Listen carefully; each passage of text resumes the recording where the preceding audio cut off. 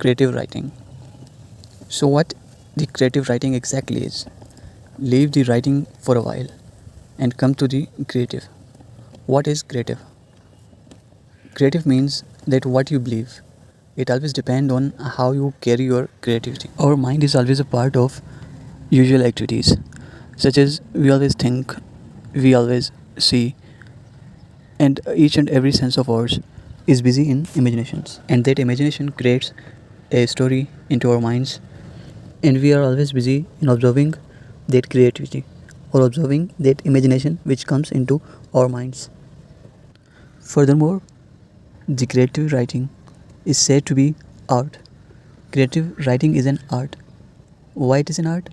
It is art because it is enough to make someone cry. It is enough to make someone laugh. It is enough to make someone happy or sad. In other words, creative writing is the art which deals with our emotions.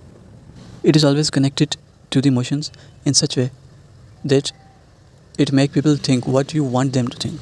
Moving forward, as we communicate with our tongues to each other, exactly in this same way, the mind communicates to another mind. And the only way to communicate with the mind is to communicate them with emotions. As you see, the emotions are very important in creative writing.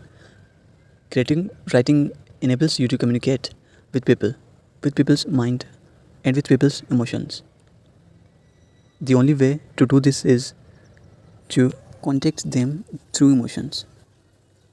And most importantly, creative writing will give you the opportunity to have your voice reach to your readers.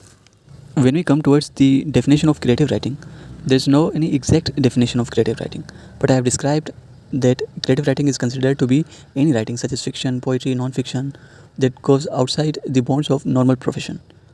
A normal writing and a creative writing is very different from each other. They are very different from each other. Why? Because there is the creativity which makes them differentiate. But any writing which is beyond the normal profession is known as creative writing, such as fiction, poetry, non-fiction. We will discuss furthermore in upcoming classes that what is fiction, what is non-fiction, or what is poetry. For today, just only understand that any work which fall in these categories is known as creative writing. Now we will discuss effect of creative writing on minds. In other words, the purpose of creative writing. So the creative writing do two things to a human mind. It entertain or it educate. In other words, creative writing is for the purpose of to entertain or it is for the purpose of to educate. Yes, it is very difficult to categorize that which type of writing falls into these categories. But let me give you an example that if we are reading a poetry, then our mind will start to enjoy, then our mind will start to entertain from that writing. And in other cases, when we start to study the academic books, our mind will not start to enjoy. Our mind will not start to entertain. Our mind will start to educate. And the last thing for today's class is that you cannot actually categorize them, but you can sometimes categorize poetry and fiction into entertainment and non-fiction to the education. So I am ending the class today. Our first lecture of this course is about to end. If you have any queries or if you have any questions, then you are always welcome to ask me. I am giving you my email and I am also giving you my WhatsApp number that you can contact me through email and you can contact me through this WhatsApp number. And if you have any queries, you can ask me there at any time.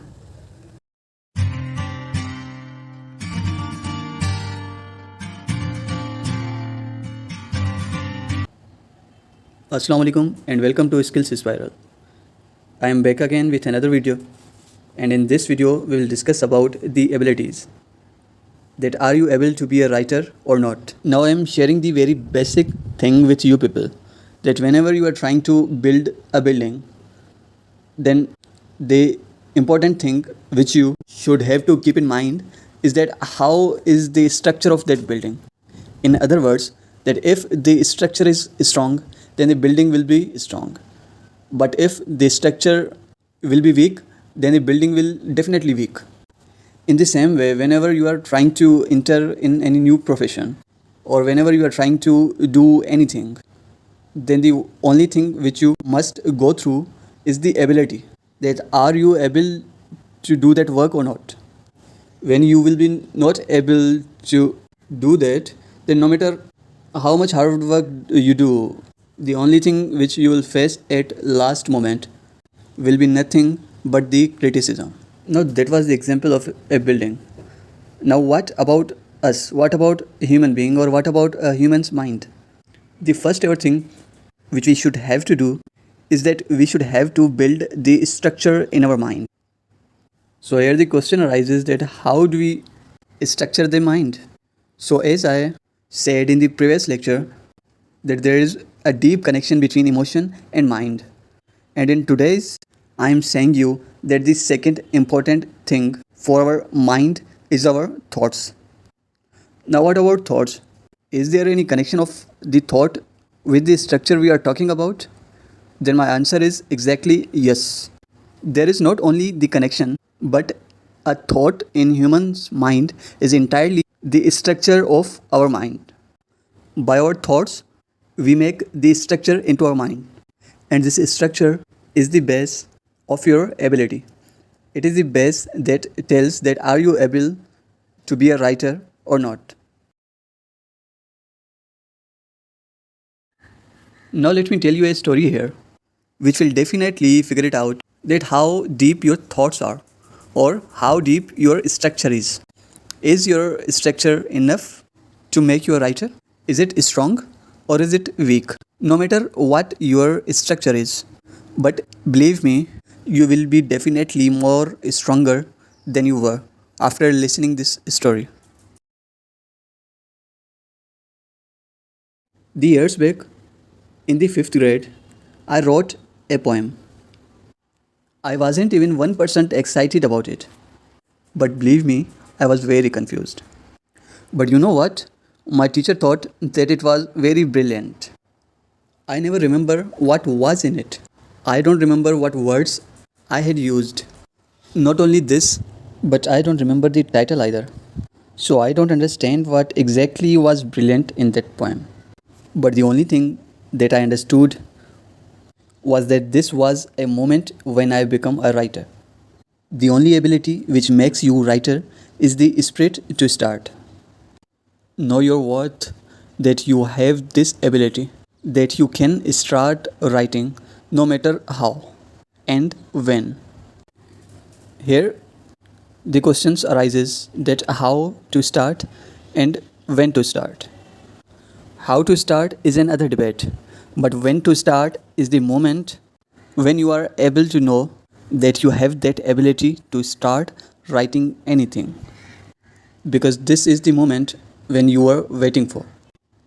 Let me give you an advice here, that leave your fears aside and just start now. Now we are clear that we should have to start now. We should have to start today.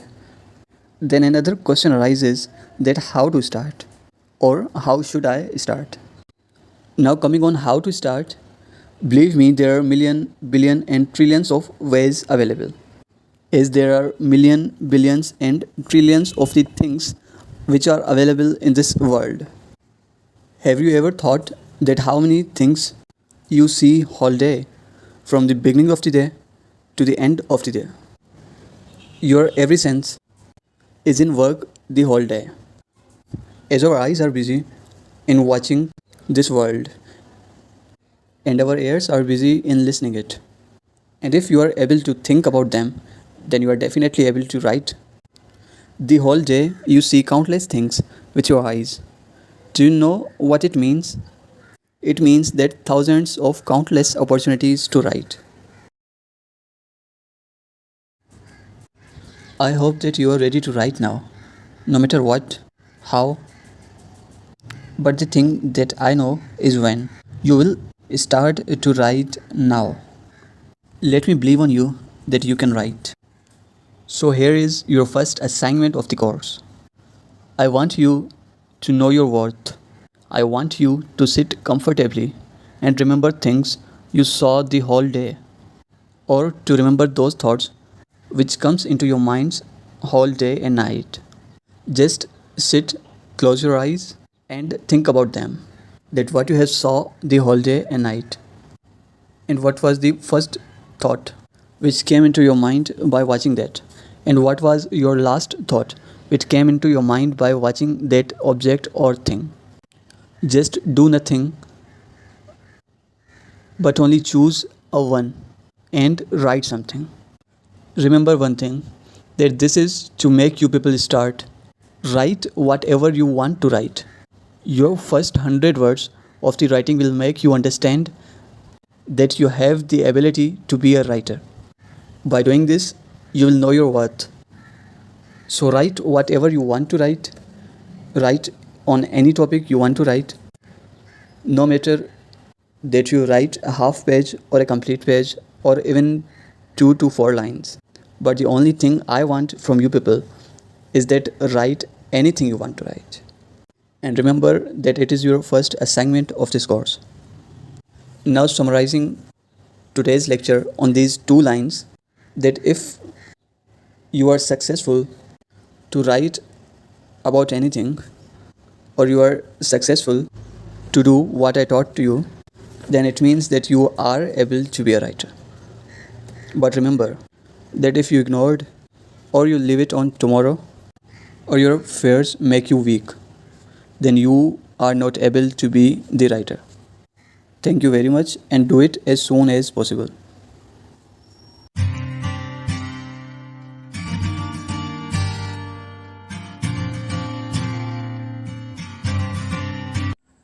Assalamu alaikum and welcome to Skills Spiral. This is the third lecture of the series, Creative Writing. So today's topic is the writing process.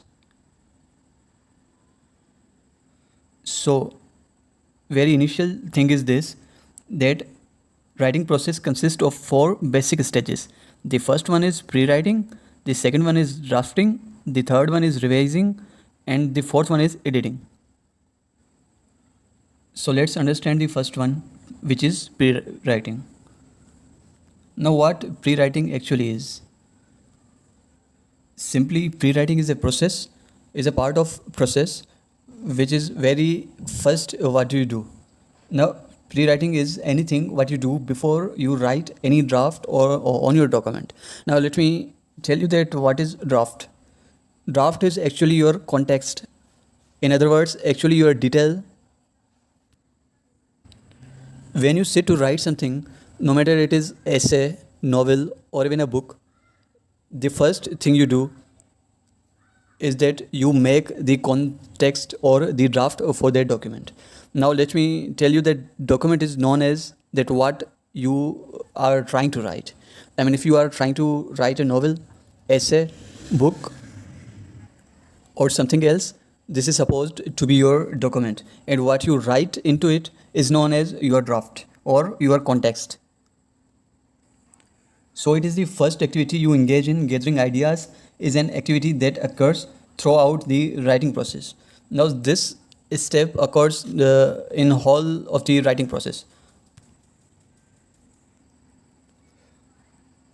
Now moving forward to what pre-writing includes. From this you will clearly understand that what pre-writing exactly is. Now the pre-writing includes your thinking, that what you are thinking for your topic is known as pre-writing. Before you are trying to write anything, it's absolute that you will think about it. So thinking is also included in pre-writing. Before writing you think that what you should write. The second one is that you take notes. Obviously you gather the information of which you are of what you are writing. When you start to write anything, so it means that you will definitely think about it, and you will definitely make a note about it, and you will also talk others for that topic. It is because it make your ideas clear. Another thing is that gathering information. In this process, you gather information from each and every possible step. That no matter if you are thinking about it, no matter you are taking notes, or no matter you are talking to others or interviewing other peoples about that topic, the one and the common thing which you gather here is gathering information. And after that, you must outline that information. You should outline those ideas which came into your mind throughout the process of pre-writing. So when you are done with pre-writing, the second step is drafting. So drafting includes that what you write on your document. In other words, drafting occurs when you put your ideas into sentences and paragraphs. After that, here in the drafting, you concentrate upon explaining your ideas and supporting them. Now let me make you understand that drafting is exactly what you write on your document. That context is called the drafting, and this process means that those ideas which came into your mind and you outlined them. After outlining, you are writing those ideas into a document. So when you are writing your ideas on your document, so it means that you are writing some dialogues, or maybe you are writing any other thing. So anything when you are writing, then you must explain those ideas which you write. So if you are not able to support your ideas which you wrote on your document, then you will not be able to explain that what you are writing to your readers. So in drafting, you start to connect your ideas from one to another. The last line which I mentioned here will make you understand the whole summary of drafting. That the process of putting your ideas into words is known as a drafting. So there is an important thing about the drafting, which is that don't pay attention to such things as spelling at this stage. Let me make you clear that the complete writing process is key to better writing. When you follow this, you will be able to write better. But if you don't follow this, you will not be able to write better. So here, don't concentrate on the spellings. Just write your ideas completely, explain your ideas completely, and leave the spellings of words for a while. This is because if you concentrate on your spellings here, then the process will disturb you. And the second thing is that because this will consume you more time, that when you concentrate on your spellings here, then if you might have some new ideas into your mind, then you should have to write those ideas again. And again, these same things occurs. So don't pay attention to such things as spelling at this stage. Moving forward, the third stage of the writing process is revision. So revision occurs when you complete your drafting stage. In other words, when you are done with drafting, or you have typed or write all the ideas and explained all the ideas of your topic. In others and simple words, that when you are completed and finished with what you are writing, no matter if it is a novel, it is a book, it is an essay, or something else, when you have completely wrote it on any document, it means that your stage of the drafting is now complete. Now moving forward to the revision. So at this stage, you revise what you have typed or what you have wrote. Here you think more deeply about your reader's need and expectations. So whenever you are reading what you have written, then it will make you feel importance of what you have written. Because at that time, you will be reader but not the writer. So it will help you to make you understand that which thing is missing in your draft. And the document becomes readers centered.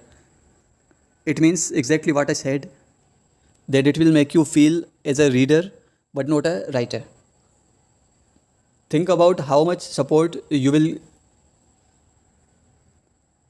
get from each idea which need to convince your readers. It means that when you revise your document, then you will come to know that what thing is missing in your document, or which thing you should have to add in that document.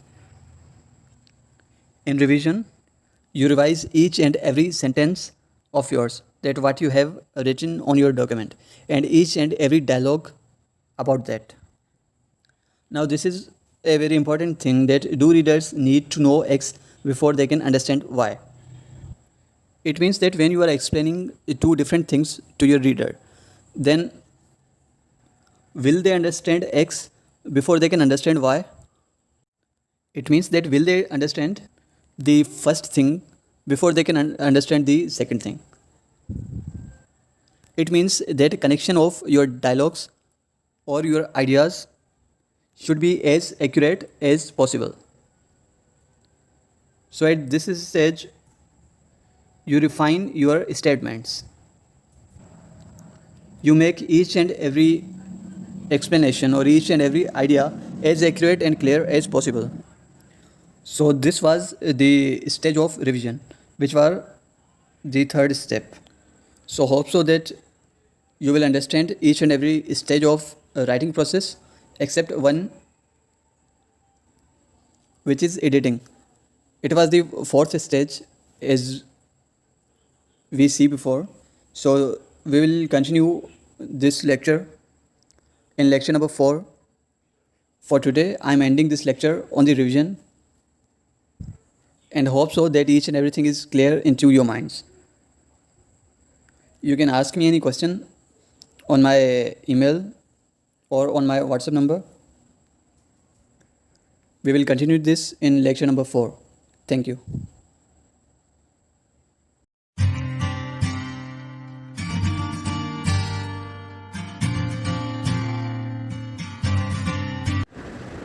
Assalamu alaikum and welcome to Skills Spiral. In this lecture, we will continue our previous topic, which was the stages of the writing process. And in this lecture, we will touch the final stage, which is editing and proofreading. Here, editing is also known as proofreading. Commonly, this is the very last stage of the writing process, where we edit our draft and we proofread it. Now this is the very final stage of writing process, but this stage is also known as the heart of writing process. It is known as heart of writing process because it gives soul to your writing.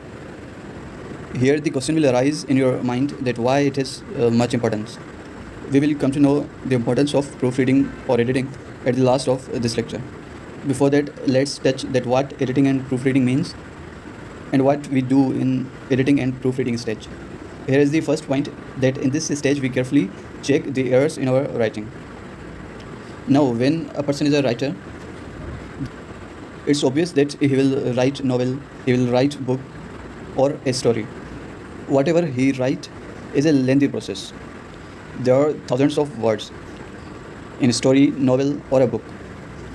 So it is a common thing that writing such big quantity may rise some mistakes in your writing. Did you remember I said in previous lecture that don't touch the stage of editing at any other stage of the writing process? And here I will tell you why. This is because the editing stage is a stage where you check your errors of your writing, because it is very initial for your work before your work is published or your work is shared to the public. Now this is the heart of the writing process, because if you will not do the editing to your writing, then it is common that you will share the draft which is full of the mistakes to your readers. So it is very important to check the errors in your writing. Now going deeply into the reading or proofreading, that when exactly it occurs. As I said before, that we do plenty of mistakes during the writing, but here we will touch each and every mistake individually. So which mistakes can be occurred? The first mistake is the spelling mistake. Then whenever we write anything, then it is an obvious thing that we do writing mistakes. And the other thing is punctuation mistakes. That writing that whole paragraph or the whole book, we often do mistakes such as punctuation mistakes, spelling mistakes, and also the formatting issues. And the final one is your typography. We often do these mistakes during our writing. Now coming to the formatting issues, that what are the formatting issues? The formatting issues are known as the issues which comes into your formatting. At the time of formatting the draft, we often do mistakes such as spaces and such as the words we used in our context, and paragraphs. That whenever there is need to change the paragraph, but your paragraph is not changed, then it will say to be a formatting issue or formatting mistake. So going more deeply into it, there are symbols and marks which are used at the time of proofreading or at the time of editing. Whenever there is a draft of thousands of words in front of us, then it is very difficult to know that what should be edited or what should not be edited. Or in other words, we can't catch those mistakes. So here, this is the way which is commonly used during the proofreading or editing. This way is known as symbol or the marks. Now these are the common marks or the common symbols which are used at the time of proofreading. This will clear your mind that which symbol is used on the different occasions. So we will start from the first one. The first two symbols which you are watching, they are used at the time of when there is need to remove any word from any sentence. So after using this mark, the one it is removed and the result come is in front of you, that give it to me is changed into give it to me. Same as above, the commas, the full stops, they are also exempted from this mark. And the second symbol is used to correct any spelling or to close the gap.